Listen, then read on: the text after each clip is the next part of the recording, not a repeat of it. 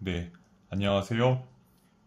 오늘은 건축기계 설비 기술사 제122회 제1교시 5번 문제를 풀어보도록 하겠습니다. 먼저 문제를 읽어보면 건축물의 실내에서 발생되는 표면 결로 발생 원인과 방지 대책을 설명하시오입니다. 문제를 차근차근 한번 풀어보도록 하겠습니다.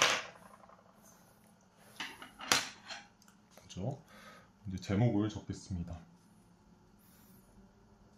건축 기계 설비 기술사 제 122회 제1교시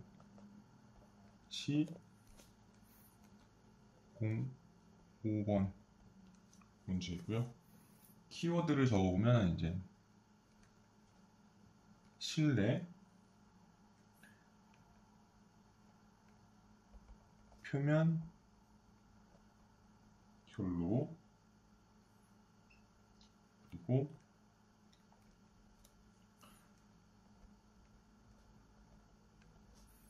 발생 원인, 그리고 방지 대책입니다. 그리고 개요를 작성해 보면 저는 이제 이런 식으로 이제 오늘 설명을 할 겁니다. 실내 표면 결로에 대해서 이제 먼저 얘기를 할 것이고요. 그 다음에 이것의 발생 원인에 대해서 얘기를 할 것이고, 한번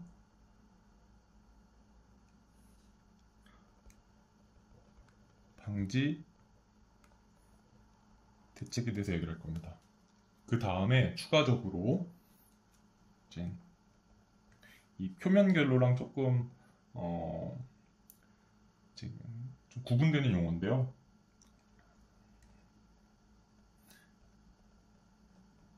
내부 결로에 대해서 한번 얘기를 해보고 싶고요. 그 다음에 5번 저희가 이제 약간 공조 쪽 또는 건축기계 쪽에서 이제 공조 분야 쪽을 이제 다루다 보면은 뭐 에어컨 당연히 관심이 있죠. 그리고 실내 공조, 그러면 뭐 차량 실내도 공조죠. 그래서 차량 실내 관점에서도 한번 이 결로를 다루면 좋을 것 같아서 차량 실내 표면 결로까지 다뤄보려고 합니다. 저희가 이제 차량이 조금 더 이제 어떻게 보면 더 밀접하잖아요. 운전도 많이 하고 또 실제로 운전하다 보면은 이제 그 앞유리 쪽, 또 뒷유리 쪽, 그리고 그 외부 쪽이 아니라 그 내부 쪽에 이제 결로가 찰 때가 있어요. 그럴 때 조금 어떻게 대처하는지 저희가 정확하게 모르는 채 그냥 버튼만 누르죠. 근데 약간의 원리를 알고 나면은 이제 어떤 원리구나 하면서 이제 우리가 그냥 생각 없이 하는 행동들을 더 잘 이해할 수가 있고 또 우리가 원하는 대로 잘 이렇게 바뀌지 않을 때 좀 더 원인을 생각을 해보고 더 적극적으로 대처할 수가 있겠죠. 그래서 이 차량 실내 표면 결록이 참 재밌을 것 같아서 요거까지 다루도록 하겠습니다. 구획을 나눠보도록 하겠습니다.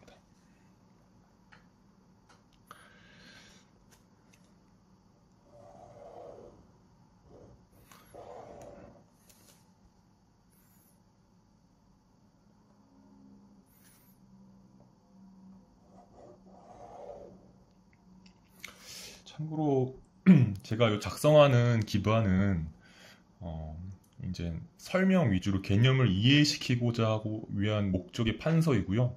요거는 전혀 그 답안 작성에 실제 시험에서의 답안 작성을 위한 그런 판서는 아닙니다. 실제 시험에서는 이제 시간이 굉장히 촉박하기 때문에 이렇게 계획적으로 문제를 아니면 내용을 써내려가는 건 조금 힘들고요. 거의 정말 빠른 속도로 쭉 내려가야 되거든요. 그래서 이렇게 어, 시험에서 작성하는 것은 아니고요. 요거는 이제 여러분들의 그런 이해를 돕기 위해서 하는 판서이기 때문에 그런 건 구분해서 이제 알아두시면 좋을 것 같아요. 나중에 기회가 되면 답안지 작성 요령도 한번 이제 한번 다루도록 하겠습니다. 그럼 일단 그 문제랑 개요에 대해서는 어느 정도 이제 썼고 이제 본격적으로 문제를 풀어보도록 하겠습니다. 1번 실내 표면 결로.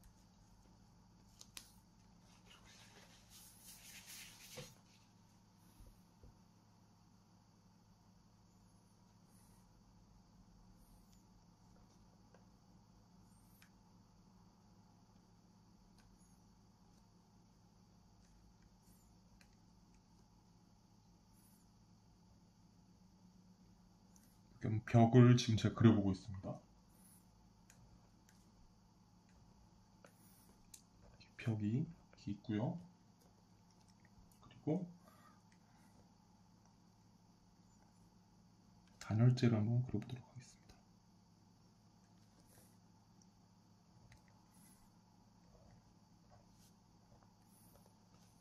그래서 얘는 이제 저희가 실내를 얘기하니까 실내를 구분하는 건 벽체겠죠. 단열재가 안에 있는 경우입니다.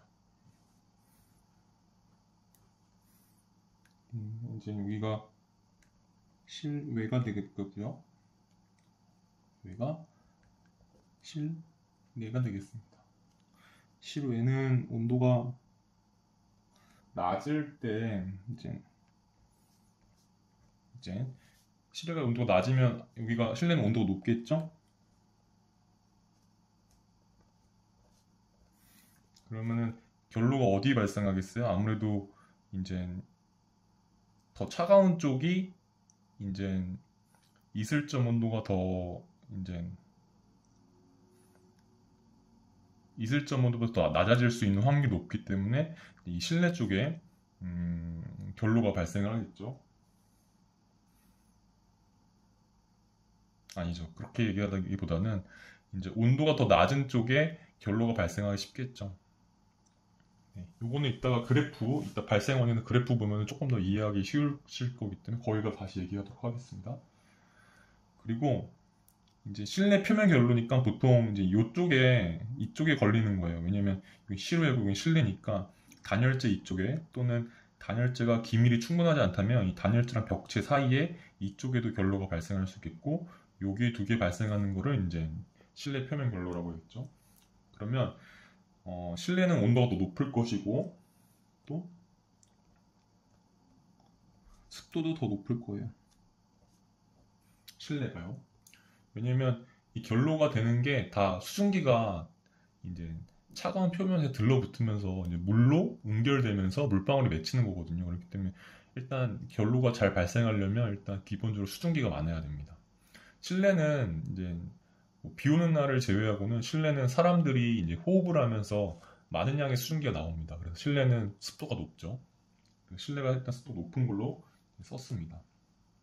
그리고 이거는 이제 단열재가 이제 실내 쪽에 있으니까 내단열인 경우이고요. 또 그리고 있습니다.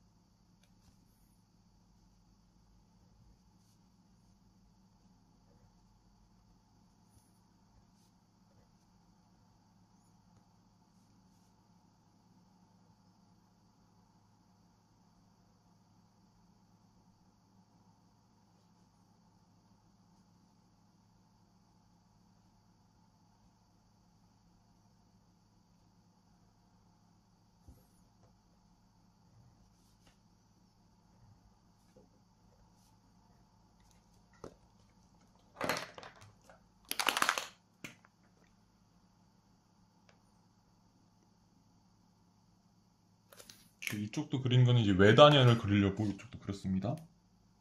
그래서 여기 단열재, 여기는 벽체입니다.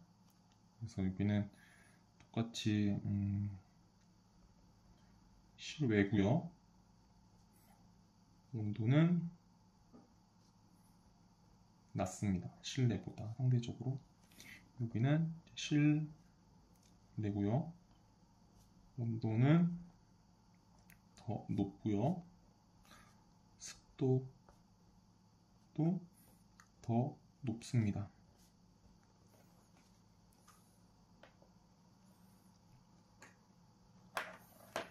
실내 표면 결로를 여기다가 이제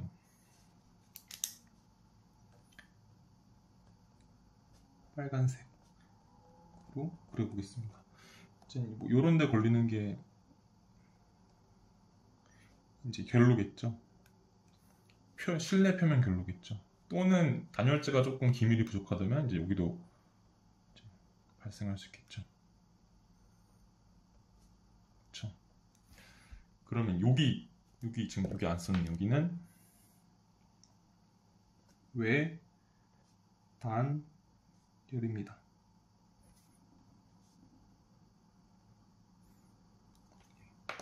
외단열 같은 경우는 벽체는 이제 기밀이 충분하니까 여기 이제 실내 표면 결로는 여기 생기겠죠. 이렇게 제가 빨간색으로 한번 결로를 한번 그려보았습니다.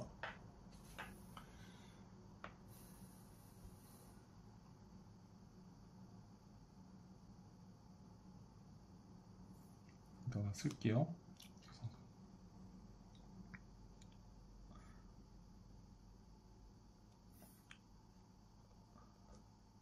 실내 공기의 온도와 습도에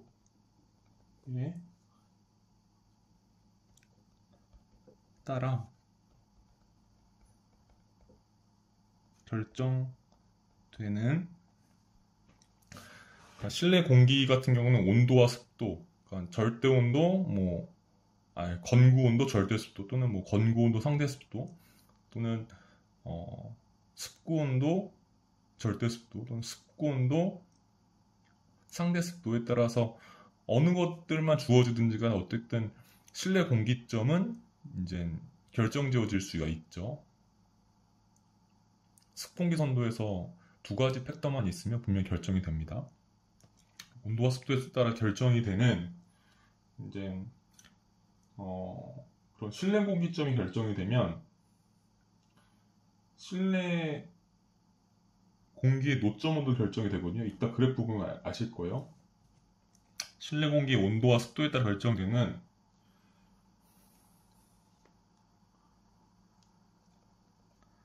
실내 공기의 노점 온도보다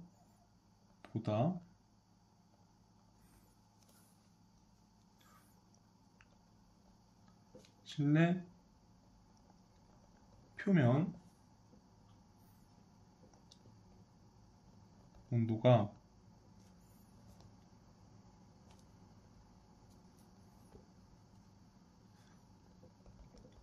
낮게 형성될 때, 이때 이제 결로가 발생을 하는 거거든요. 좀 더 이 과정을 쓸게요. 실내 공기의 절대 습도에 해당되는 수증기 양과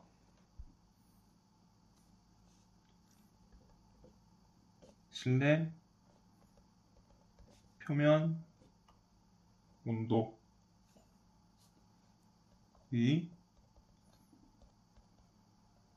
포화 공기의 절대 습도에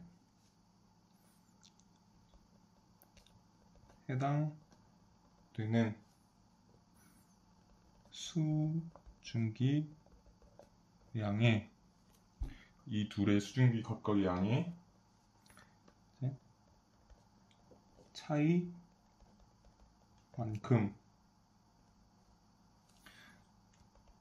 수증기가 응결되어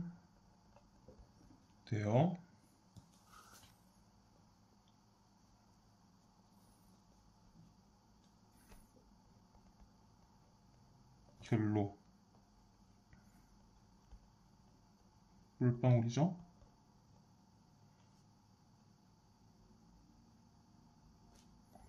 물방울을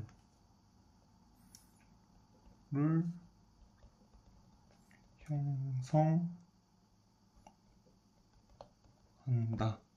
이 과정입니다. 어떻게 보면은 발생 원인도 약간 느낌이 여기 들어가 있고요. 이거는 밑에 그래프 보면 더 잘 이해가 될 건데 다시 설명을 한번 드리고 넘어갈게요. 실내 공기의 온도와 습도에 따라 결정되는, 여기서 이미 이게 실내 공기점을 얘기를 하거든요. 실내 공기점에 해당되는 그런 실내 공기 노점 온도보다 실내 표면 온도가 더 낮게 형성이 될 때, 실내 공기의 절대 습도에 해당되는 수증기량과 실내 표면 온도의 포화습 공기의 절대 습도에 해당되는 수증기량의 이 둘의 차이만큼 수증기가 이제 응결이 되어서 결로를 형성합니다. 조금 와 닿으셨나요? 여기서 조금 이해가 안 되시더라도 이 과정의 끝에서는 분명히 이해하실 수 있으실 거기 때문에 너무 걱정 안 하셔도 됩니다. 네, 썼습니다.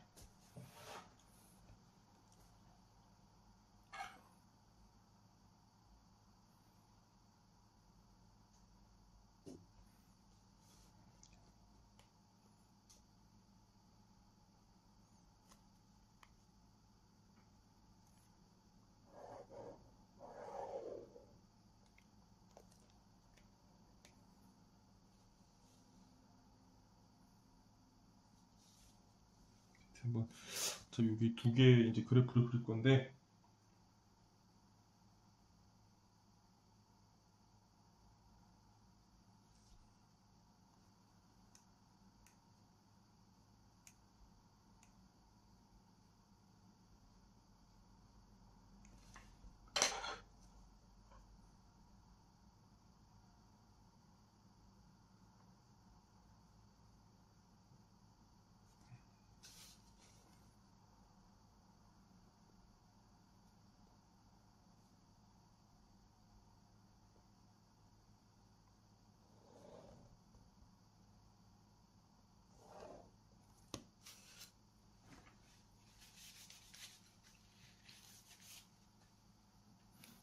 저 그래프를 그려놓고 시작하게 할게요. 습공기 선도를 그릴 거거든요.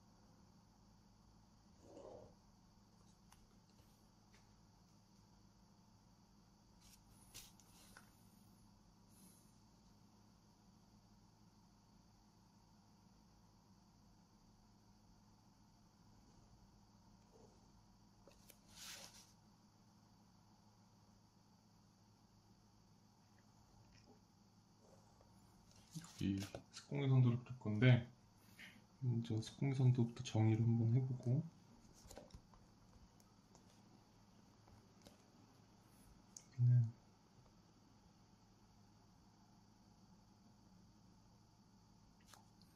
절대 습도.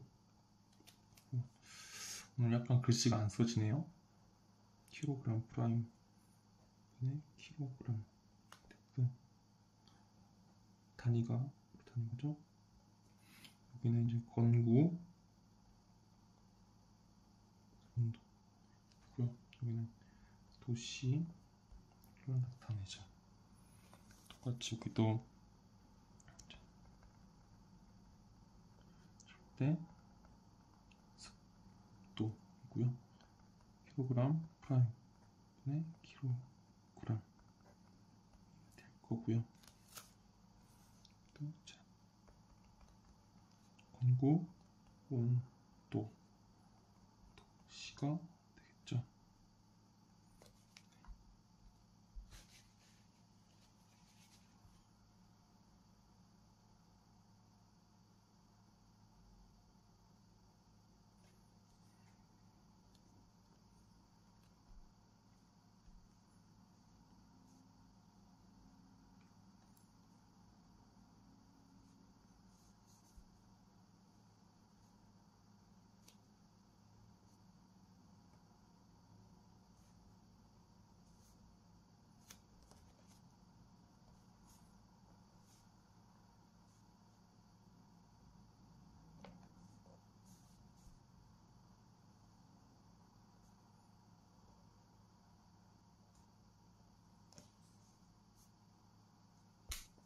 이렇게 그려보았습니다.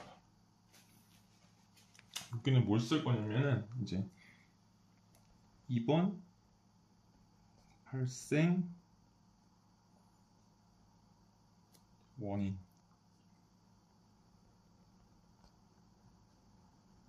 3번 방지 대책을 쓸 겁니다.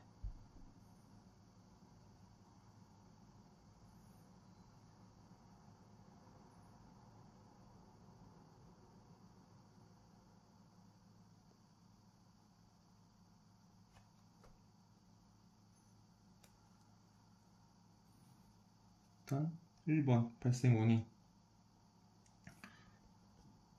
실내 공기의 절대 습도가 높을 때 발생합니다. 아무래도 결로는 물방울인데 결로가 이제 공기 중에 있는 수증기가 이제 표면에 차가운 표면에 들러붙어서 이제 물방울이 되는 거잖아요. 그러니까 실내에 수증기가 많으면 물방울이 더 많이 달라붙겠죠. 수증기가 많다는 건 습도가 높다는 거고, 습도가 높으면 물방울이 더 달라붙겠죠. 수증기가 더 많아지니까. 예, 그런 의미입니다. 그러면 바로 요거에 대한 방지 대책을 또 써볼게요. 한번 1번 실내 공기의 절대 습도를 낮춘다. 이 발생 원인에 대해서는 이 발생 원인을 만족을 시켜주면 되잖아요. 그리고 실내 공기의 절대값을 낮춘다. 그러면 되죠. A 절대값을 낮추는 방법은 이제 에어컨을 이용하는 방법이 있어요. 왜냐면 에어컨은 냉각도 하지만 감습도 되잖아요. 그럼 절대습도 낮춰지겠죠. 그리고 B는 실내에 제습기를 사용합니다. 제습기. 참고로 에어컨은 이제 습공기 선도에서 냉각 간습을 하게 되면은 이제 이 냉각 곡선이 간습 곡선이 좌하향하죠. 이거 기억해 두세요. 좌하향. 그리고 실내 제습기도 종류가 여러 가지 있죠. 뭐 냉각식, 뭐 흡착식, 흡수식, 하이브리드식 이렇게 있는데 대체적으로 이제 우하향합니다.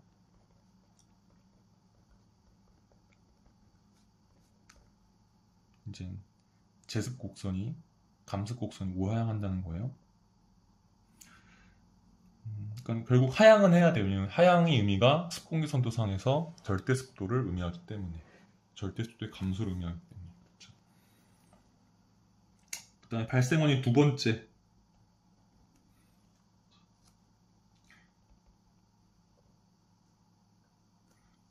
실내 표면 온도가 낮을 때, 그러면은 똑같이 방제 대책은 실내 표면 온도를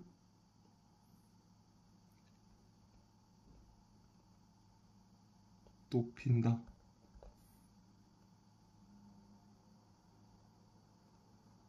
네, 그러면 되겠죠. 그러니까 실내 표면 온도가 낮을수록, 이따 그래프에서 볼 건데, 결국에는 낮을수록 이제 공기 중에 수증기가 달라붙으면서 물방울이 되기 때문에 실내 표면 온도를 높여야 됩니다. A의 방법으로는 이제 단열재를 이용하는 방법이죠. 단열재의 단열 저항을 높인다거나 아니면 단열재의 두께를 높인다거나 하면 되겠죠. 단열재의 단열 저항을 높인다는 것은 단열재 열 관류율을 낮춘다는 것 같은 얘기고요. 단열재를 이용하여 실내 표면 온도를 높이는 방법은 여러분들이 이제 건축 설비 기사나 공조 냉동 기계 기사에 실기 시험을 볼 때 이제 여러분들이 많이 접하실 거예요. 그 문제를. 그때 이제 단열재의 단열 저항이 높아지거나 아니면 단열재의 두께가 높아지면 실내 표면 온도를 왜 어떻게 높일 수 있는지 수식적으로 이해하실 수 있을 거예요. 참고하시고요. 그래서 단열 저항 높이거나 두께 높이거나 하시면 되고요. 두 번째 방법은 이제 보일러를 이용해서 벽체를 가열하는 거죠.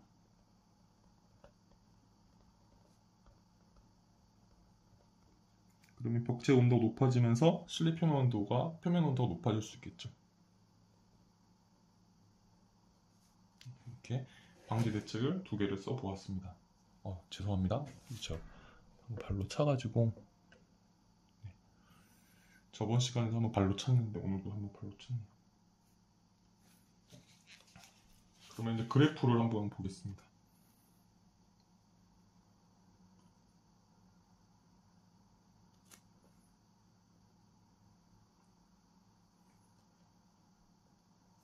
여기에 제가 실내 공기점을 잡을게요. 아까 여기서 얘기할 때 온도랑 습도 두 가지만 알면 실제로 습공기 선도에서 알 수 있는 건 되게 다양하거든요. 예를 들어 볼게요. 한번 건고 온도 알 수 있죠. 습고 온도 알 수 있죠. 그리고 비엔탈피 알 수 있죠. 그리고 비최적 알 수 있죠. 그리고 절대 습도 알 수 있죠. 상대 습도 알 수 있죠.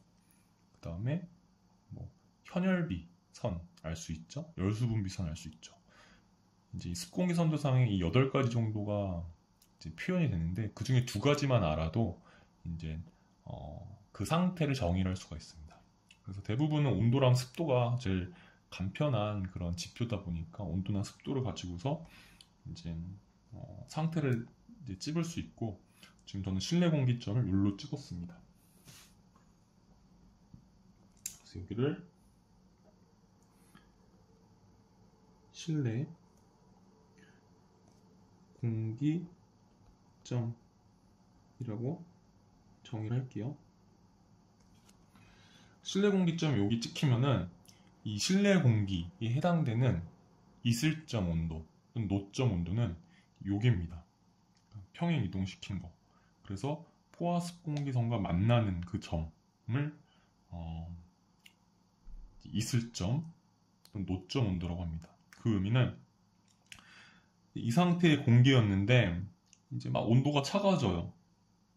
온도가 차가워지다 보면은 이제 이 수평선으로 그을게요. 수평선으로 가다 보면 온도가 차가워지기 때문에 2점 이후에는 온도가 차가워져도 공기 중에 수증기를 원래 얘가 갖고 있던 양을 못 갖게 돼요. 왜냐면 여기서 여기에 온 순간 이미 포화 상태가 되거든요. 수증기가. 그래서 포화습 공기가 이미 수증기를 최대로 함유하고 있다는 거잖아요. 이거보다 더 차가워졌어요.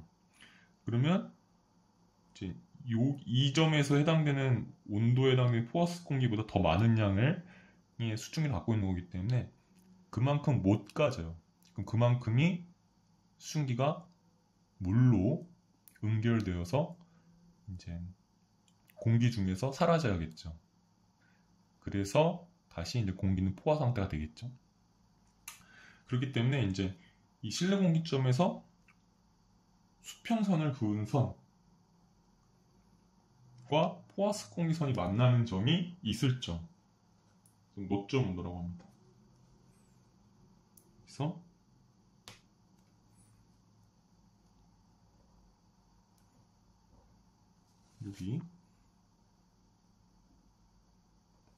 여기가 이제 노점 온도가 되는데요. 이거를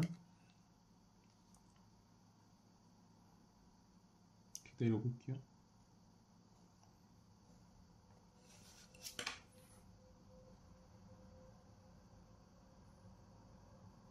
여기가 실내 공기의 노점 온도가 되는 거죠. 아시겠죠?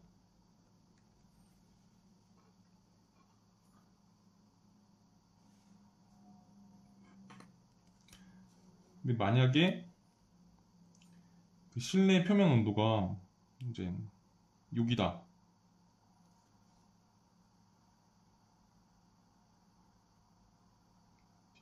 실내 표면 온도로 할게요. 여기가 실내 표면 온도 할게요. 실내 표면 온도에 해당되는 포화습 공기는 여기겠죠. 실내 표면 온도에 해당되는 그리고 포화습 공기선과 만나는 이 점이 이제 실내 표면 온도에 해당되는 포화습 공기겠죠. 여기가. 그 의미는 실내 표면 온도에 해당되는 온도에서는 이제 공기 중에 수증기를 가진 습공기가 요 점 이상으로 못 가져요. 그러니까 습공기가 가질 수 있는 수증기량의 최대치는 딱 요 정도다 라고 보시면 돼요. 그래서 요 온도에 해당되는 포화습 공기는 여기이고 여기 이상보다 더 많은 수증기는 갖지 못한다. 그렇게 됐죠. 만약에 실내 공기가 여기 있는데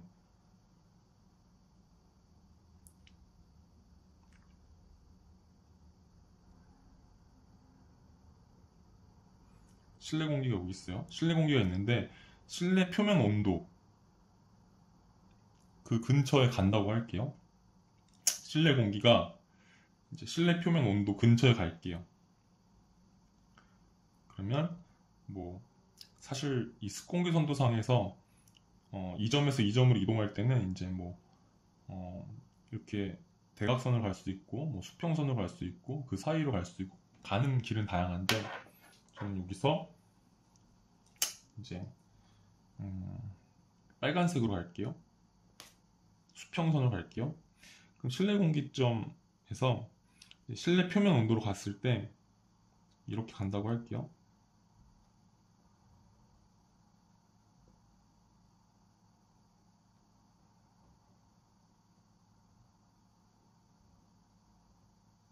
이렇게 갔어요. 그럼 이제 여기가 실내 표면 온도에 해당되는 온도로 갔죠. 그러면 이 점의 온도에서 절대습도는 실내 공기점의 절대습도 이만큼이었는데 이 절대습도에 해당되는 수증기를 갖고 있었는데 얘가 실내 표면 온도로 오면은 맥스로 가질 수 있는 게 이만큼의 절대습도밖에 없어요. 그러면 이만큼의 양이 이제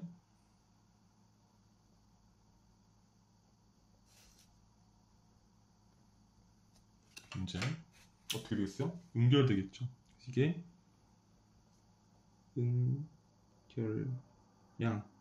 또는 결로량이 되게 됩니다.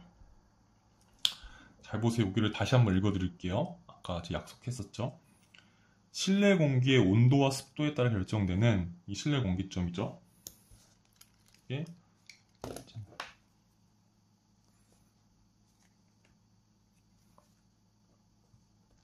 실내 공기점,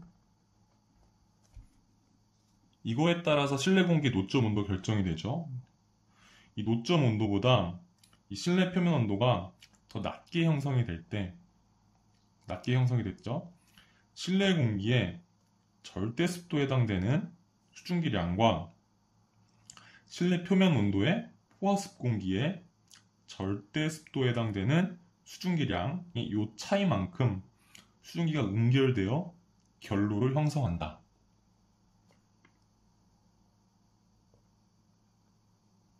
네, 이 정도면 이해되셨겠죠? 방지 대책도 한번 그려볼게요. 방지 대책을 그릴 때 이 상태랑 똑같은 상태를 일단 그려 놓은 다음에 시작을 할게요.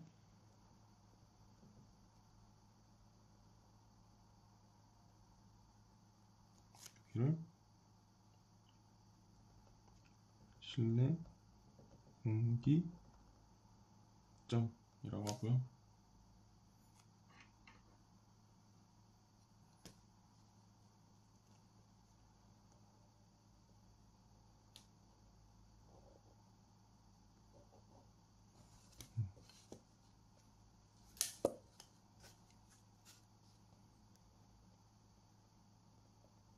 여기가 이제 노점 온도가 되는 거죠.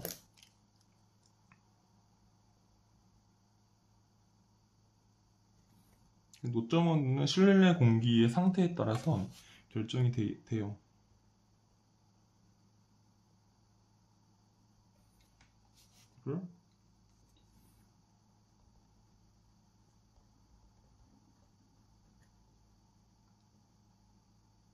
공기의 노점 온도, 또 다른 표현으로는 이제 이슬점 온도겠죠. 또 이점 온도겠죠. 네.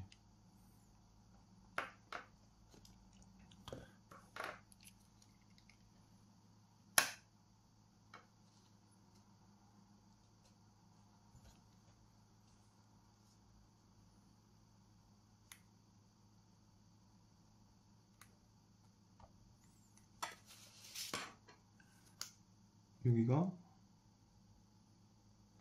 실내 표면 온도가 되고요.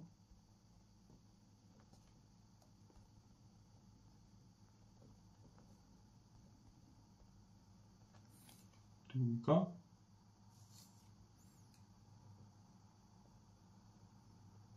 실내 표면 온도의 포화습 공기를 나타내는 그 공기 상태를 나타내겠죠. 그러면 이제 여기서 살짝 먼저 결로량을 그려 놓을게요.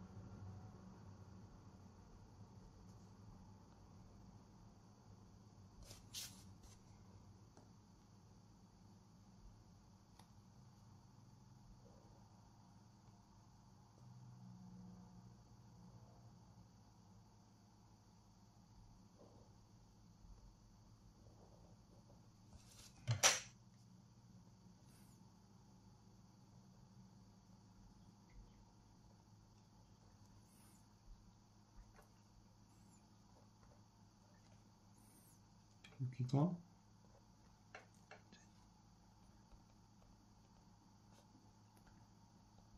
응결량, 결로 양이 되겠고요.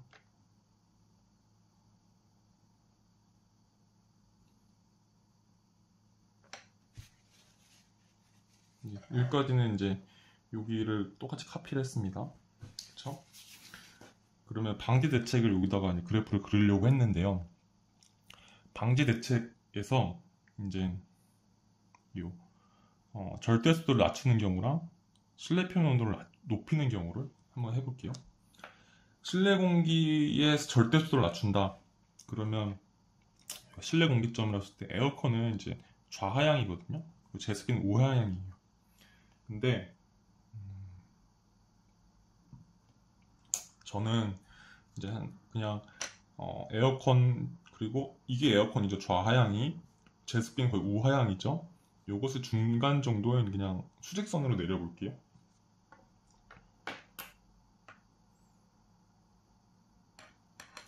만약에 절대 습도를 이렇게 내렸어요.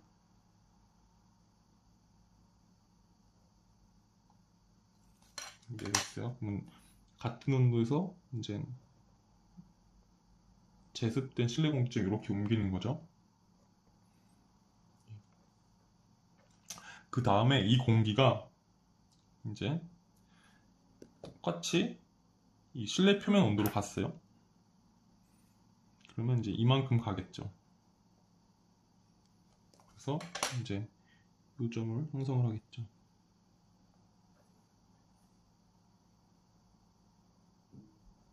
그러면 어때요?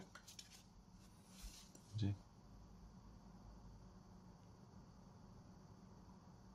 이 점에 이 온도의 포화습 공기인 상태랑 실내 공기점을 제습을 한 다음에 절대수를 낮춘 다음에 이제 놓았더니 이제 실내 표면을 근처를 이제 지나갈 때 실내 표면만큼 냉각이 되는데 그걸 수평선을 표현을 했어요. 그러고 나니까 실내 표면 온도에 왔어요. 그랬더니 아직 포화습 공기와 절대 습도의 여유를 가지고 있어요. 얼만큼? 이만큼. 그러면 결로가 발생하지 않겠죠. 아까 여기는 요거를 실내 표면 온도 냉각시켰을 때는 이 포화량보다 포화습 공기선의 절대 습도에 해당되는 수증기량보다 초과된 상태이기 때문에 그 초과된 게 응결이 된 거죠. 결로가 된 거죠. 근데 절대 습도 낮춰서 이제 그 실내 표면 온도에 가깝게 이제 뭐 실내 표면 온도 쪽으로 지나갔더니 그럼 실내 표면 온도에 가깝게 냉각이 될 거잖아요. 근데 그 냉각을 수평선을 가정을 했는데 이렇게 왔더니 이제 그 상태 그 온도에서의 실내 표면 온도에서의 포화습 공기의 절대 습도보다는 더 작기 때문에 포화될 수 있는 포화되기까지의 그런 수증기량이 여유가 있는 거죠. 그래서 굳이 결로가 발생하지 않는 거죠. 이게 1번입니다. 1번 할게요. 두 번째, 실내 표면 온도를 높인다. 그러면 얘가 예를 들어서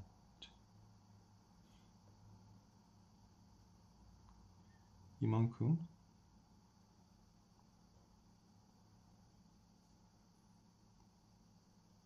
왔어요. 실내 표면 온도가.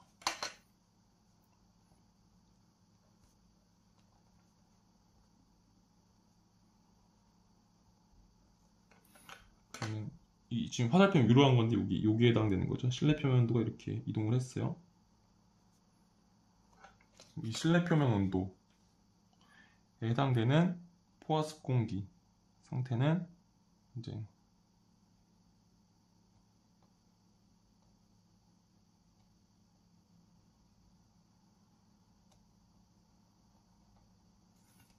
여기에 해당이 되겠죠.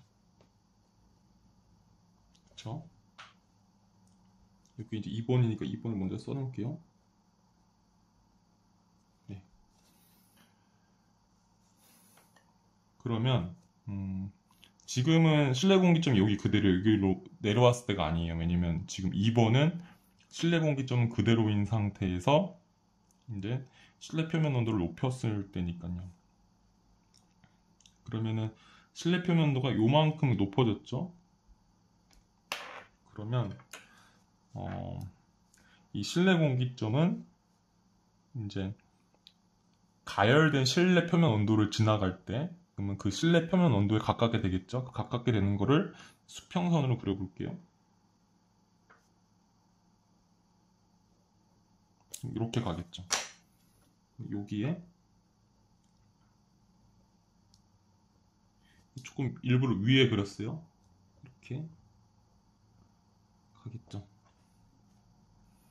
그러면 실내 공기점을 이제 실내 표면 온도를 가열한 다음에 그 실내 표면 온도로 이제 다가갔을 때 실내 공기가 그 이제 가열된 실내 표면 온도로 이제 온도가 낮아지겠죠. 근데 그걸 수평선으로 나타내 봤어요. 낮아졌어요. 그랬더니 그 점에서는 그 실내 표면 온도, 그 가열된 실내 표면 온도에 해당되는 포화습 공기의 절대 습도보다 이 실내 공기점에 이동된 실내 공기점의 절대 습도가 낮기 때문에 그만큼 포화습 공기까지 이제 포화에 이르기까지 수증기량이 여유가 있기 때문에 결로가 발생하지 않겠죠.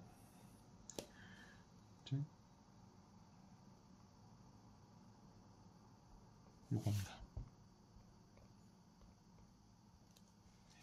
요 차이죠.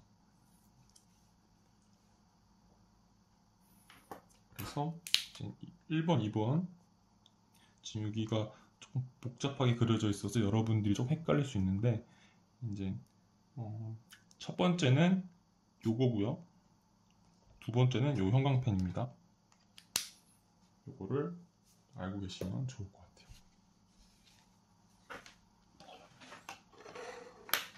됐죠? 그 다음에 이제 4번 내부 결로로 한번 얘기해 볼게요. 4번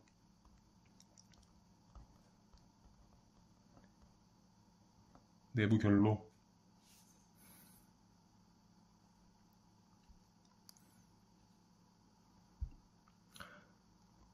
1번 의미부터 얘기를 한번 해보겠습니다. 2번 발생 원인에 대해서 얘기해보고요. 3번 방지 대책에 대해서 얘기를 해볼 거고요. 4번 추가 개념 얘기를 해볼게요.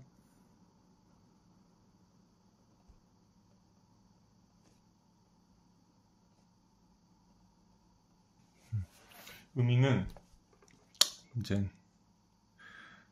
실내 표면에 이제 결로가 생기는 게 아니라 이제 구조체 내부에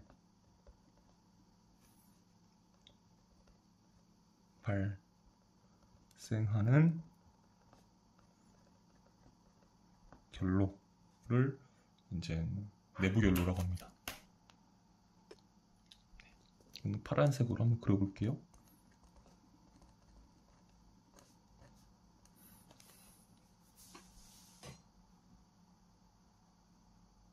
구조체 내부라면은 이제 구조체가 벽체를 의미하겠죠. 아, 여기 번졌네요.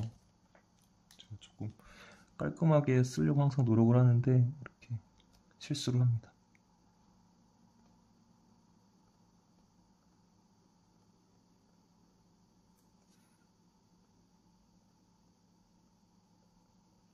네. 파란색은 구조체는 벽을 의미하죠. 벽체. 그리고 요런데 여기 보이시죠? 여기 제가 파란색으로 점 찍고 있습니다.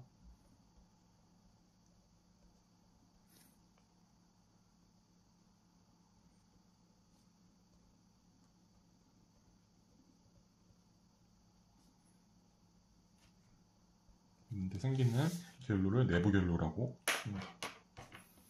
발생 원인, 방지 대책은 이제 실내 표면 결로와 동일합니다. 실내 표면 결로와 동일하거나 유사한 원인이고요. 방지 대책도 실내 표면 결로와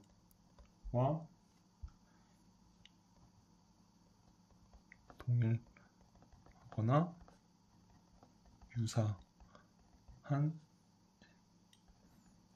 대책이겠죠. 여러분들이 한번 충분히 생각해 볼 수 있습니다. 추가 개념은 이제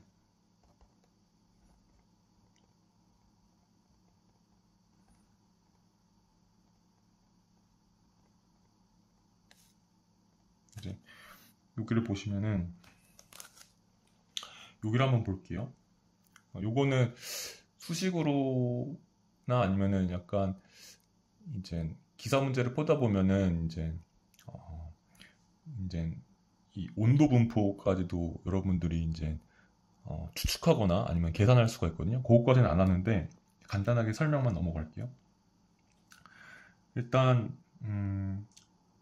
이 내부 결로가 벽체에 발생하는 거니까 일단 지금 결로가 발생하려면 표면 온도가 낮아야지 결로가 발생하잖아. 근데 방지 대책은 표면을 높이면은 이제 방지할 수가 있죠. 방지 대책을 한번 생각해 볼 건데 내단열 때 이 벽체의 표면 온도가 높을지 아니면은 외단열일 경우에 이 벽체의 표면 온도라든가 내부 온도가 높을지 한번 생각을 해볼게요. 실외가 똑같은 온도라고 했을 때 내단열은 벽체에 바로 실외가 온도가 낮은 실외에 바로 닿아 있어요. 근데 외단열은 이제 벽체가 이제 온도가 낮은 실외에 바로 접해 있지 않고 단열재를 지난 다음에 접해져 있겠죠. 그러면은 이 내단열과 외단열에서 벽체 내부에 형성되는 온도를 봤을 때는 이 외단열이 벽체 온도가 더 높겠죠. 그러면 결로가 덜 발생하겠죠. 내단열에 비해서. 그래서 일단 기본 개념은 내단열보다 외단열을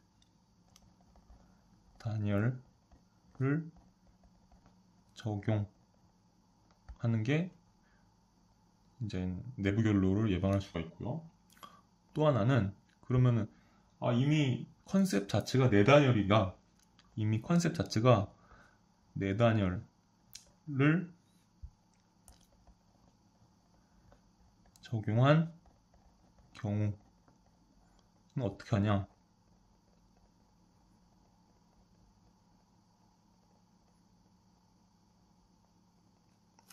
볼게요. 이미 내단열이에요. 근데 벽체에 이제 결로가 발생하는 걸 막고 싶어요. 그러면 일단 실외랑 실내를 비교할 때 겨울철을 예를 들게요. 겨울철은 날씨가 건조하죠. 근데 실내는 사람의 호흡이라든가 이제 그런 걸로 습도가 높아요. 그래서 수증기는 여기 실내에 더 많아요. 그러면 벽체의 결로가 발생하려면은 실내에 있는 수증기가 이 벽체로 다가가면 벽체에 결로가 발생하겠죠. 아까 기본적으로 내단열보다 외단열인 경우에 이제 그럼 벽체에 결로가 발생 안 한다고 이미 얘기했고, 이미 내단열인 경우는 어떡하냐 그러면 이렇게 상황을 이제 좁혀 나간 거죠. 그러면 이제 실내의 공기가, 실내의 수증기가 이 벽체에 다다르지 못하게 해야 돼요. 이미 벽체는 온도가 낮은 건 어쩔 수가 없어요. 그러면 결로가 발생하려면 수증기가 이 벽에, 차가운 벽면에 달라붙지 않도록 해야겠죠. 그러면 이제 이쪽에 단열재, 내단열이니까 내단열 쪽에, 그것도 이제 실내 측에 또는 고온 측에 방습층을 적용하는 겁니다. 그래서 내단열을 적용하는 경우 단열재의 실내 측 또는 고온 측의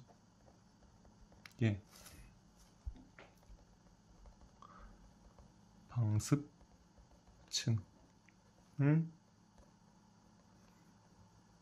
적용합니다. 그럼 어떻게 됐어요? 실내에 있는 수증기가 단열재를 통과해서 벽체로 다다르려고 하는데 방습층이 있으면 아무래도 투습 저항 때문에 수증기가 벽체로 잘 못 가겠죠. 그러면서 결로를 줄여주게 됩니다. 여기까지 내부 결로 정리하였습니다.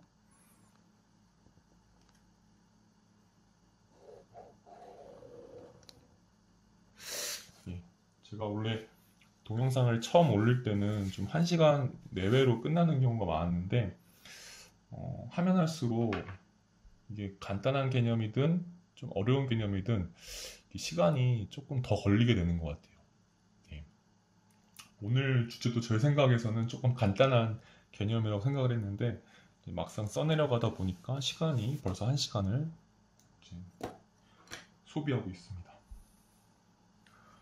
이제 5번, 이건 재밌는 주제로 제가 끼워 넣었습니다. 차량 실내 표면 결로. 여러분들이 요거까지 좀 제가 얘기하고자 한 바를 이해를 한다면 일단 기본적으로는 좀 개념이 탄탄히 잡혀 있다 이렇게 생각을 하시면 좋을 것 같아요.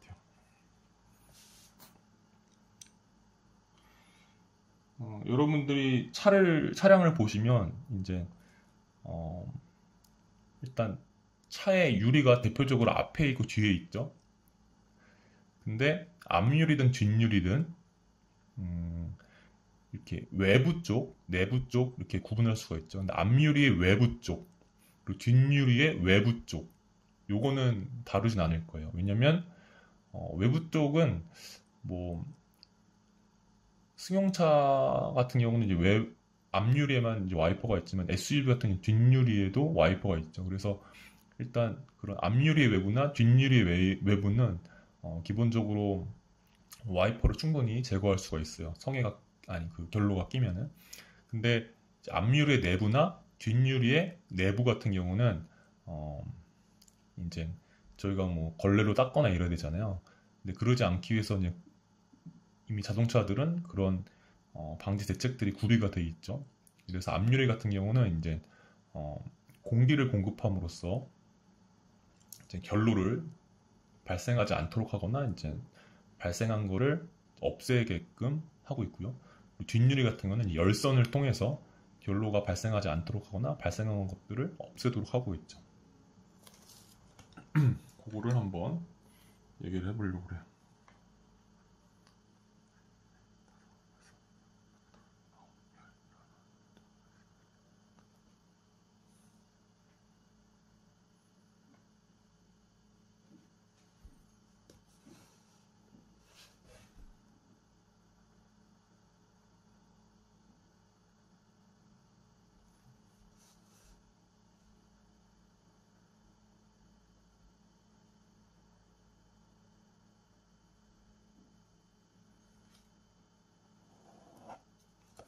이거는 완전한 구획은 아니고 제가 이제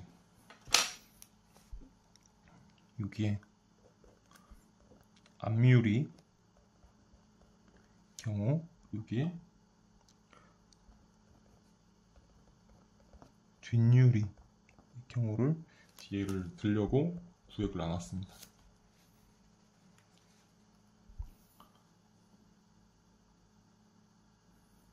먼저 여기를 써볼게요.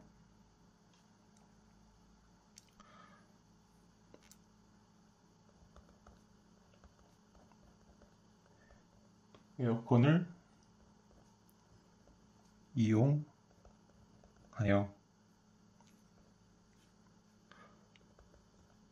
실내 공기를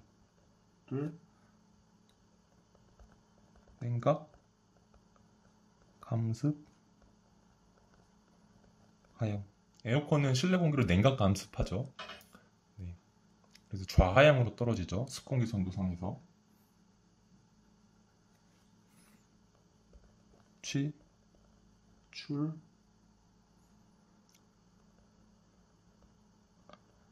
로써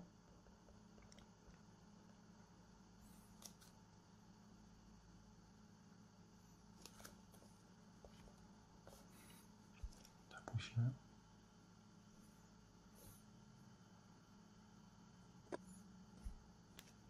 추출함으로써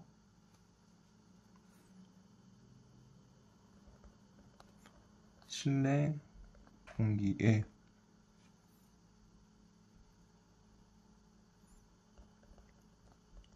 절대 습도를 낮춰. 이거를 조금 더 구체화할게요. 어디에 실내 공기? 암, 유리, 부근에. 왜냐면 그 압률이 제습 모드를 버튼을 누르면 공기가 이제 그 자동차에 공기가 나오는 부분이 이제 그 상반신을 향해서 나오는 부분, 그리고 이제 발을 향해 나오는 부분 있잖아요. 그 부분 외에 이제 유리창 밑에도 이제 그 공기 토출구가 있거든요. 거기서 공기가 나와요. 그래서 압유리 부근에 이제 그 에어컨을 통과한 공기들이 이제 그쪽으로 배출이 되게 됩니다. 제습 모드 버튼을 누르면은 압유리 제습 모드 버튼을 누르면요. 그래서 압유리 부근에 실내 공기 절대 습도를 낮춥니다.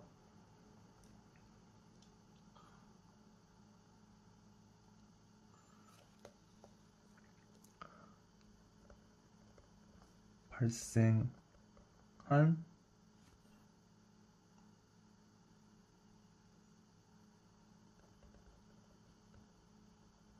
결로 물방울을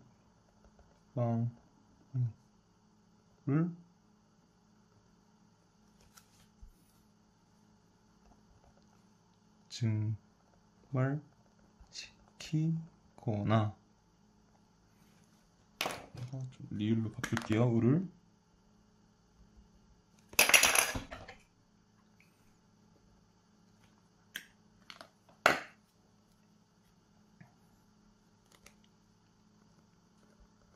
발생할 수 있는 결로 결로를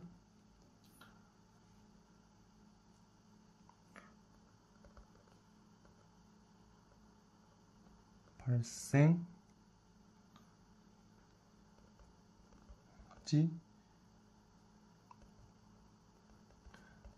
못하도록 함입니다.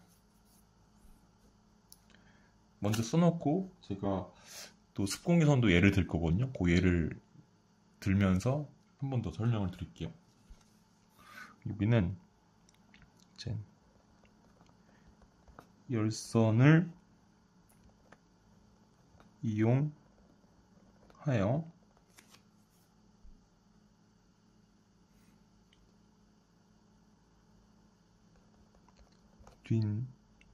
뒷유리를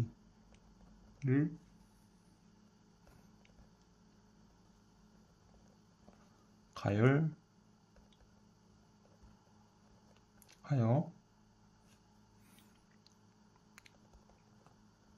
실내 표면 온도를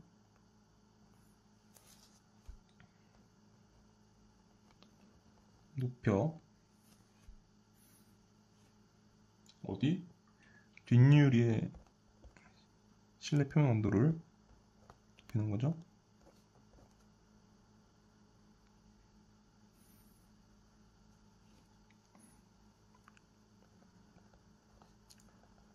발생한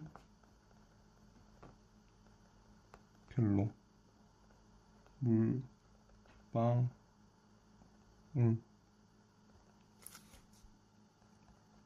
를 증발시키거나 발생할 수 있는 결로 물방울을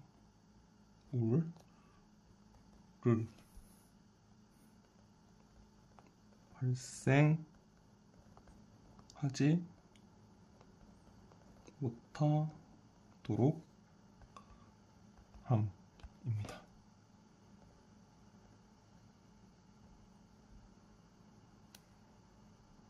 예. 한번 살짝 읽어볼게요. 지금 여기 발생 원인이 표면 결로 얘기했을 때 실내 공기 절대수 높을 때 실내 공기 절대수를 낮춘다잖아요. 실내 표면 온도가 낮을 때 실내 표면 온도를 높인다잖아요. 앞유리는 이제 1번에 해당되는 방제 대책이고요. 뒷유리는 2번에 해당되는 이제 방제 대책이에요. 앞유리는 이제 실내 공기 절대수를 낮추는데 그 목적이 있고요. 뒷유리는 실내 표면 온도를 높이는데 그 목적이 있습니다. 그래서 에어컨을 이용하여 실내 공기를 냉각 감습하여 추출함으로써 실내 공기 절대 습도를 낮춰 앞유리 부분에, 왜냐면 냉각 감습하면 절대 습도가 낮아지겠죠. 발생한 결로를 증발시키거나 발생할 수 있는 결로를 발생하지 못하도록 합니다. 그리고 뒷유리는 열선을 이용하여 뒷유리를 가열하여 실내 표면 온도를 뒷유리의 실내 표면 온도를 높여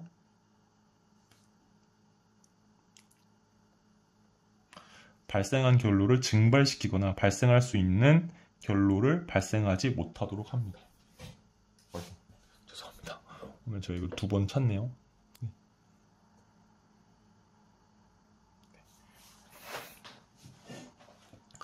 이번엔 습공기 선도를 좀 그려보도록 하겠습니다.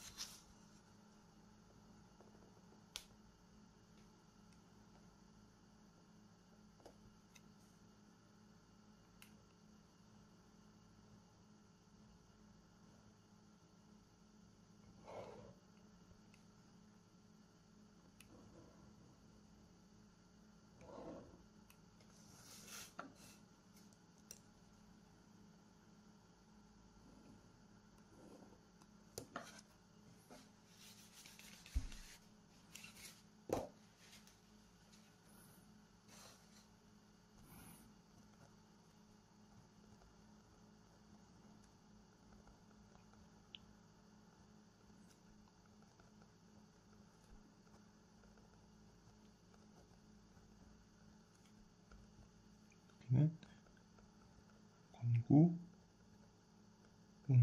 도입니다. 도시 되겠고요. 단위가 여러분들이 그래프 그릴 때 항상 Y축은 뭘 의미하는지, 그리고 가로축은 X축은 뭘 의미하는지 이걸 써주는 게 항상 중요하고요. 거기다가 단위까지 써주면 더 좋겠죠. 그리고 또 예시로 몇 가지 값들도 써주면 좋은데 그것까지 하려면 너무 외워야 되는 게 많죠.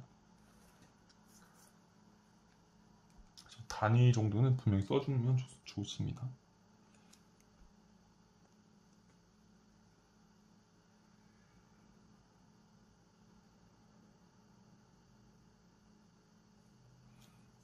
볼게요.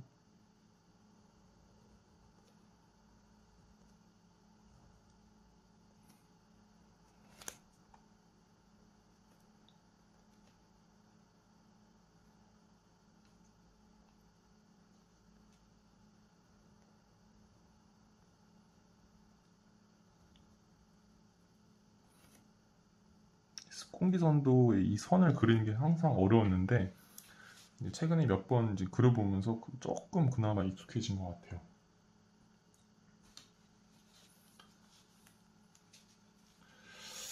어,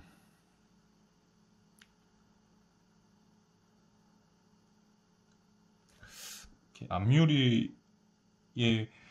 어, 여러분들이 이제 자동차를 타서 이제 뭐 비올 때나 아니면 겨울철에 이제 그런 차량 앞유리에 이제 그 내부 쪽에 이제 김서림이 발생을 하면 결로가 발생하면 당황을 하죠.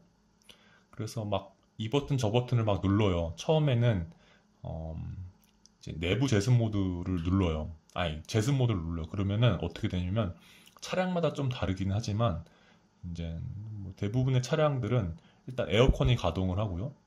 그리고 외기를 들여보냅니다. 그리고 또 그 창문 아래쪽에 그 통풍구가 열리면서 그쪽으로 공기가 나와요. 그러니까 보통 대부분의 차량은 여러분들도 한번 확인해 보세요. 일단 제습 모드, 앞유리 제습 모드만 누르면 에어컨이 가동이 되고 세 가지요. 그 다음에 외기가 들어오게 되고요. 그리고 외기 모드가 된다는 거죠. 그리고 그 유리창, 앞유리창 쪽에 있는 공기 토출구가 열려서 글로 공기가 나와요. 이 세 가지가 보통 이루어지거든요. 근데 그 상태에서 여러분들이 조작을 조금 하면서 뭐 다르게 조금 변경을 할 수 있어요. 예를 들면 그 앞유리 제습 모드 켜져 있는 상태에서 그러면은 이제 외기 모드 그리고 에어컨 그리고 앞유리 창문 쪽 토출구가 열린다고 그랬죠. 근데 그 상태에서 뭐 실내 공기 모드, 내기 모드로 바꿀 수도 있고 뭐 또 에어컨을 끄을 수도 있고 이렇게 좀 다양하게 옵션이 있어요. 근데 일단 기본적으로는 처음 딱 한 번만 누르면 이제 내기 모드, 아니 외기 모드 그리고 그 앞쪽 유리창에서 공기가 나오고 그 다음 에어컨이 가동이 돼요. 근데 또 차량마다 이렇게 좀 다르게 컨셉을 잡은 데도 있어요. 그래서 일단 기본적으로 여기다 써드리면은 음,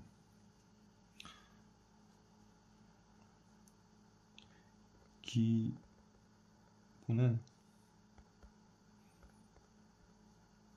여기 기본은 제습 모드를 한다면 앞유리창에 해당되는 거예요. 뒷유리는 간단히 열선이기 때문에 앞유리는 일단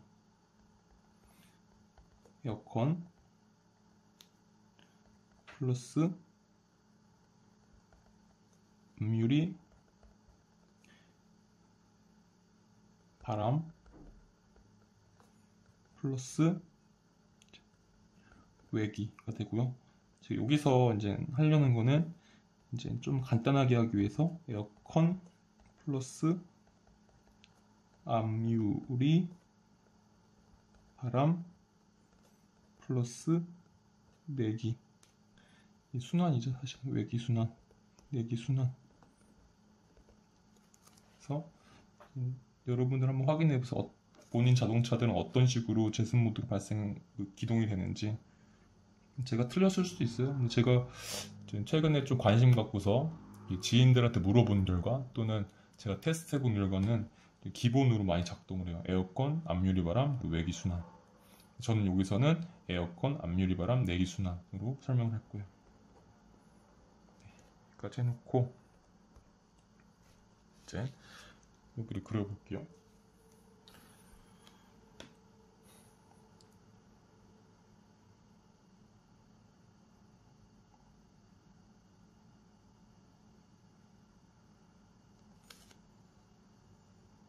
이번에는 실내 공기점을 좀 높게 잡을게요.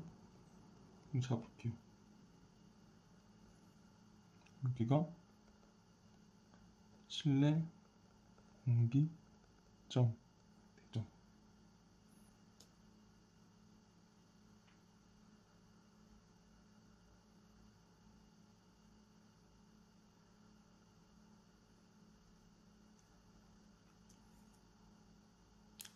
실내 표면 온도를 이제 여기쯤 잡을게요.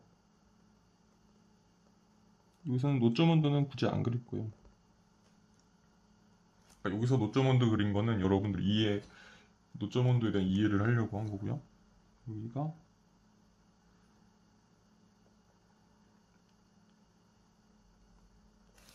여기가 이제 실내 표면 온도에 해당되는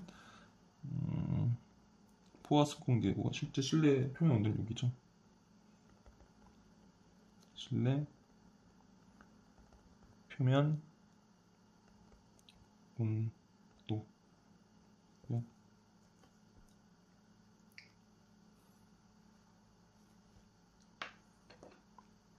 사실 실내 표면 온도, 실내 공기점에 해당된 실내 공기가 그런 더 차가운 실내 표면 온도에 이제 가까이 가는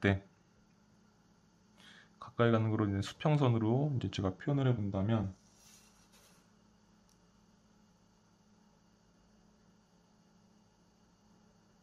이렇게 이동을 할 것이고, 요거 해당되는 양만큼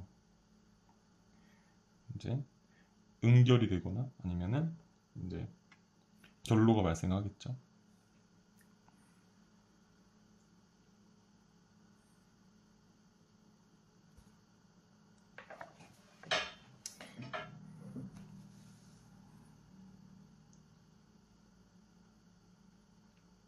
여기서 한번 파란색으로 한번 그려볼게요. 그럼 이 실내 공기점에서 이제 에어컨을 켤게요. 그러면 이제 이렇게 쭉, 이제 여기가 이제 장치 노점 온도로 간다. 여기까지 가는데 실제로는 여기까지는 가지 못하고 한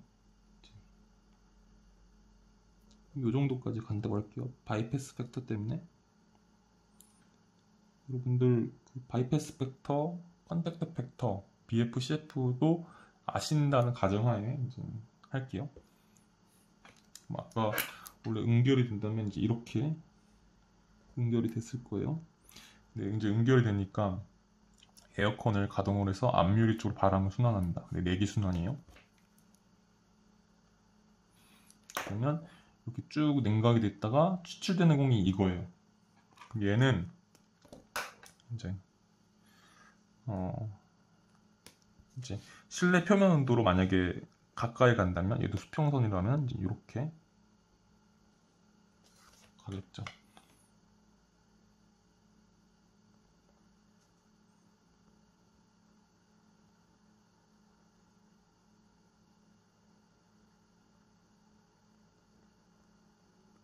그렇죠?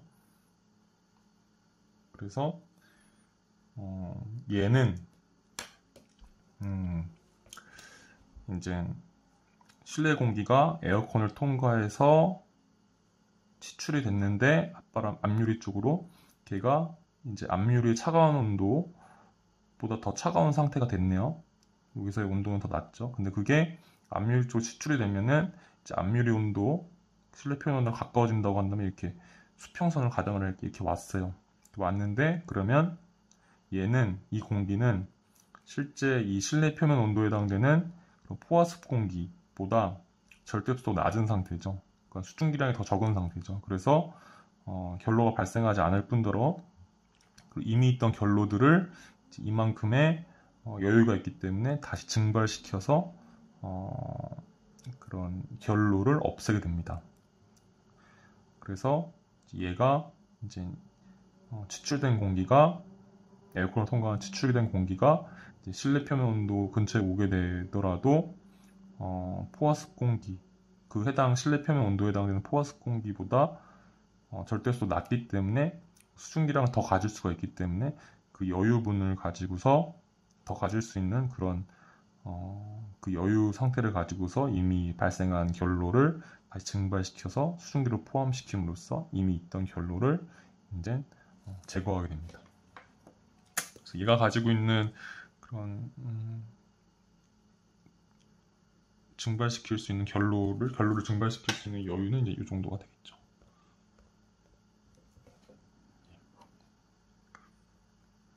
그러니까 냉각은 이제 이렇게 되고요.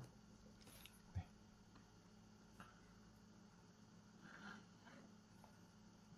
네, 되셨나요? 네. 여기도 똑같이 그려볼게요. 먼저 여기는 뒷유리입니다.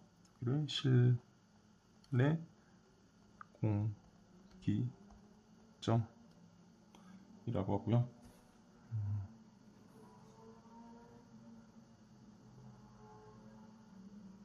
여기를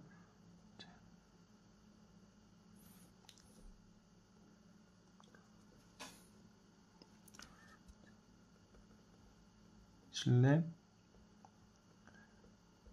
표면 온도라고 하겠습니다. 여기에 해당되는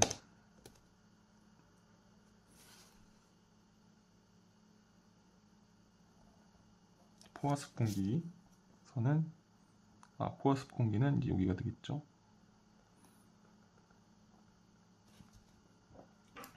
이를 이제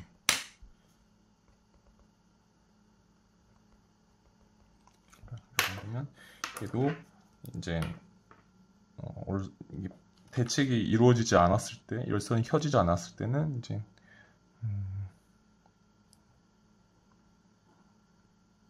가면서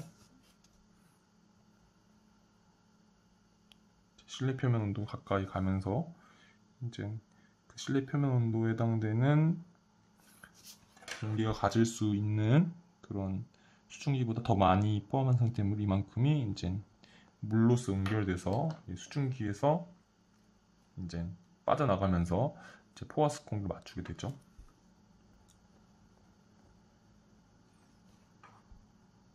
이거를 이제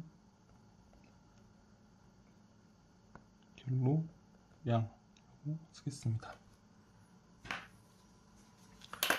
그러면 이번엔 뒷유리는 열선이니까 아까 여기 방제대책에서도 실내 표면 온도를 가열을 했어요. 근데 가열했는데 이 기존에 있는 실내 공기점보다는 이제 낮은 온도로 가열했는데 이번에는 좀 더 높은 온도로 한번 가열을 해볼게요.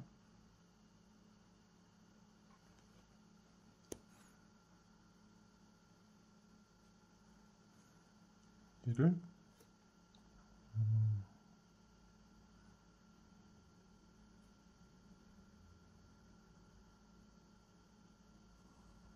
이 정도로 한번 가열해 볼게요.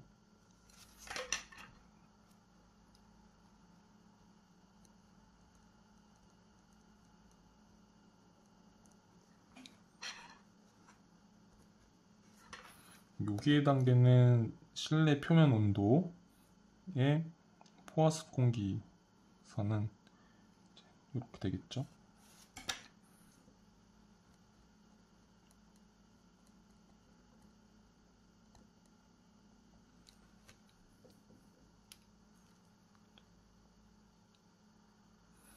그러면 이제 실내 표면 온도가 뒷유리 열선에서 가열이 됐어요. 쭉 가열이 됐어요. 요만큼 실내 표면도 이동을 했죠. 여기에 해당되는 포화습 공기는 이 상태입니다. 절대값도 많이 높아졌죠. 그러면 실내 공기가 이제 가열된 그 뒷유리 쪽 근처로 가서 그 뒷유리 표면 온도와 가깝게 됐어요. 그러면 그거를 수평선으로 한번 나타내 볼게요. 얘가 이렇게 오겠죠. 그래서 여기에 이제 실내 공기점 이제 일로 이제 이동을 하겠죠. 실내 공기점이 여기로 이동을 하겠죠.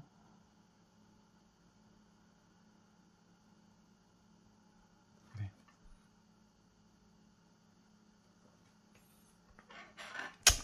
그러면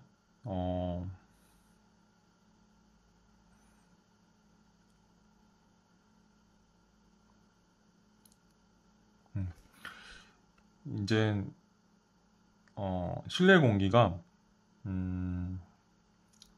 이제 이 실내 표면 온도가 가열이 됐죠. 열선에 의해서. 그래서 실내 표면 온도에 해당되는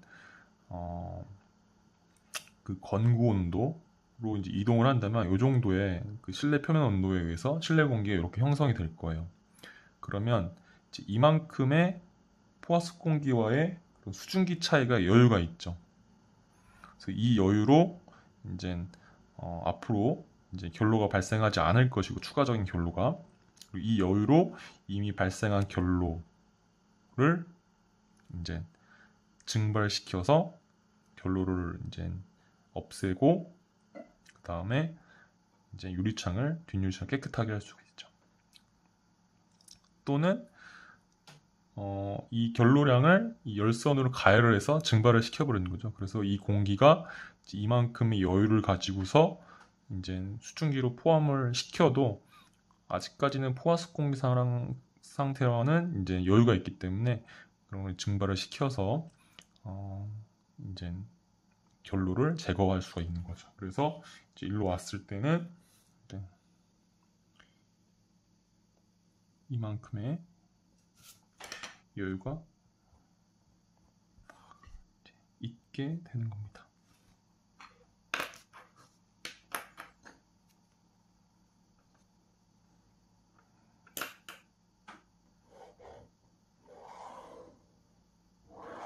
네, 이렇게 오늘 정리를 했습니다. 예, 오늘도 1시간 27분 정도 걸렸는데요. 이제 한번 마지막 요약을 하고서 이제 마치도록 하겠습니다. 오늘 건축기계 설비 기술사 제122회 제1교시 05번을 다뤘고요. 키워드는 실내 표면 결로 발생 원인 방제 대책입니다.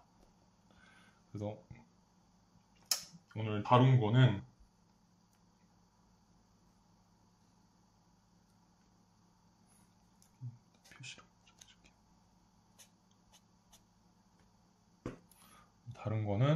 실내 표면 결로에 대해서 그런 과정들 또는 발생 원인 축약본을 적었고요. 발생 원인을 좀 이렇게 습공기선도 같이 나타냈고요. 방제 대책도 습공기선도랑 같이 나타내고 왔어요. 그리고 내부 결로, 왜냐면 표면 결로만 외우는 거 이렇게 공부하는 것보다는 비슷한 개념의 내부 결로라는 것도 알아두면 좋잖아요. 왜냐면 비슷한 것들을 항상 같이 공부를 해야 돼요. 그래야지 헷갈리지도 않고 공부할 때 한 번에 공부할 수 있어요. 그리고 또 차량 실내 표면 결로도 이제 여러분들이 이제 이렇게 자동차를 타다 보면은 항상 궁금할 수 있는 부분인데, 일단 우리가 그렇게 뭐 사는데 좀 여유가 없다 보니까 그냥 넘어가는 부분들 중 하나죠. 이것도 알고 있으면 좋겠죠. 네, 이렇게 5가지를 공부해봤고요. 1번에서 실내 표면의 결로는 이제 수증기량과 수증기량의 차이만큼 이제 응결되어 결로를 형성하는 것이고요. 발생 원인은 이제 실내 공기 절대속 높을 때, 실내 표면 온도가 낮을 때고요. 방제 대책은 이제 낮춰야겠죠, 높은 거를. 그리고 낮은 걸 높여야겠죠. 그러면 되잖아요, 그렇죠? 원인을 반대로 해주면 대책이 되잖아요.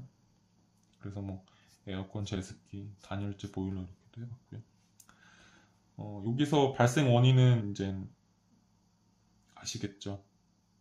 실내 공기점이 실내 표면 온도보다 이제 높을 때, 그러니까 실내 표면 온도 가까이 간다고 했을 때 실내 표면 온도에 해당되는 포화습 공기보다 더 많은 수증기를 포함하고 있기 때문에 그만큼은 이제 내놓아야 돼요. 그래서 그게 물로서 내놓아지고, 이제 내놓아진 물 빼고서는 이제 포화습 공기 상태가 되겠죠. 그래서 결로가 발생합니다. 대책으로는 이제 실내 공기점의 습도를 낮추는 방법이 있어요. 이렇게 낮췄어요. 요즘에 왔어요. 그러면 얘가 차가운 실내 표면 온도로 가더라도 이렇게 여유가 있죠. 그리고 반대로 실내 공기점 요게 그대로인데 실내 표면으로 높였어요. 그럼 얘가 실내 공기가 이동된 실내 표면에 가까워지더라도 이제 포화 상태를 초과하지 않고 포화 상태에 못 미친 상태가 되겠죠. 이만큼의 여유가 생기겠죠. 수증기를 더 함유할 수 있는. 그 내부 결로는 이제 뭐 의미 쉽고요. 발생 원인 방지 대책 뭐 똑같고요. 추가된 방지 대책은 이제 외단열 적용할 것. 내단열인 경우 이제 단열재 실내 고온주의 방습층을 적용하는 것 중요하고요. 그 차량 실내 표면 결로는 이제 앞유리인 경우나 뒷유리인 경우 2가지 나눠봐야 됩니다. 그래서 앞유리 같은 경우는 이제 에어컨을 이용하여 뒷유리는 열선을 이용하여 이제 실내 공기의 절대수를 낮추는 거죠. 여기 실내 공기의 절대수를 낮추는 거죠.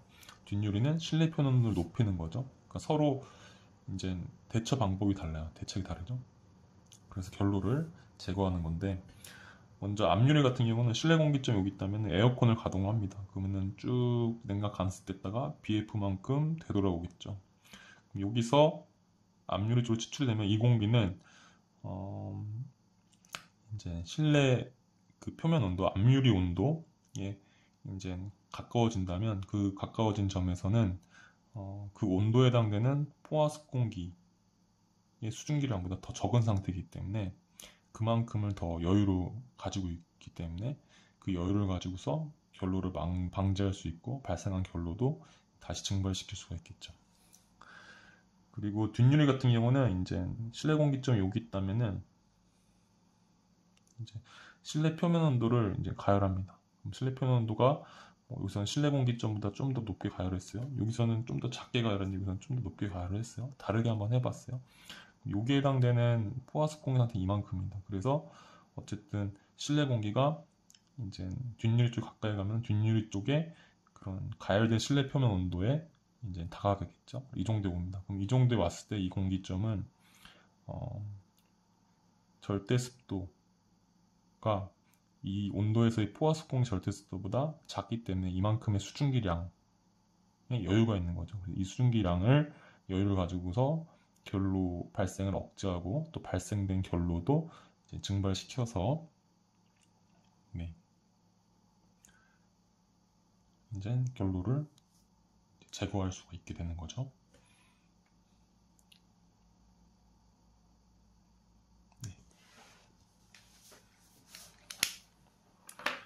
여기는 실내 표면 온도로 써주면 좋겠네요. 앞유리 온도, 뒷유리 온도 이렇게 써주면 더 좋겠죠. 그리고 기본은 자동차 여러분들도 한번 확인해 보세요. 저 같은 경우랑 이제 지인들 중에 대다수는 에어컨 켜주고 앞유리 바람 그리고 외기순환이었어요. 왜냐면 이 외기순환의 의미는 로직 자체가 실내 공기보다 이제 외부 공기가 좀 더 건조하다는 것을 이제 가정을 한 걸 거예요. 그리고 여기서는 이제 좀 간단하게 이제 하려고 우리가 내기순환 모드로 했습니다. 실제로 자동차들 중에서도 이제 에어컨 앞유리바람 그리고 내기순환 모드인 경우도 있는 걸로 알고 있어요. 제가 좀 더 사례들을 많이 이제 제가 체크를 했다면 확실하게 내기순환 모드도 있어요 라고 얘기하는데, 사례를 한 6개, 7개 좀 파악을 했는데 약간 확실하지도 않을 수 있는 부분이 있어서 내기순환 모드일 거예요 이렇게 이 정도로 얘기를 하고서 마무리 짓겠습니다. 그리고 이제 공지를 하나 드릴게요. 제가 이제 여기 적는 것들을 항상 이제 카메라로 사진을 찍거든요. 그래서 혹시 동영상으로 이 판서가 조금 잘 안 보일 수도 있잖아요. 왜냐면 제가 동영상을 지금 처음 하다 보니까 좀 이렇게 전문적으로 하는 것도 아니다 보니까 좀 초점이 안 맞을 수도 있고 또 화질이 안 좋을 수도 있어서 제가 항상 사진을 찍어 놓는데 그 판서 사진이 필요하신 분은 이메일로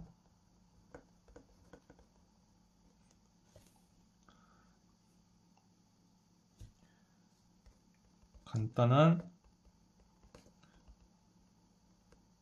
본인 정보와 함께 요청해 주시면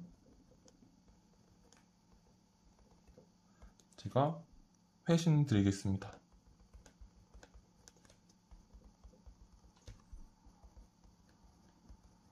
네.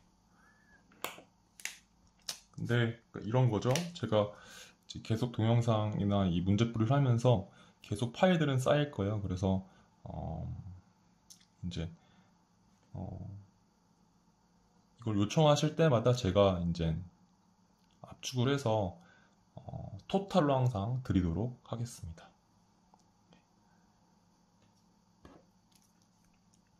오늘 이제 여기까지 들어주셔서 감사하고요.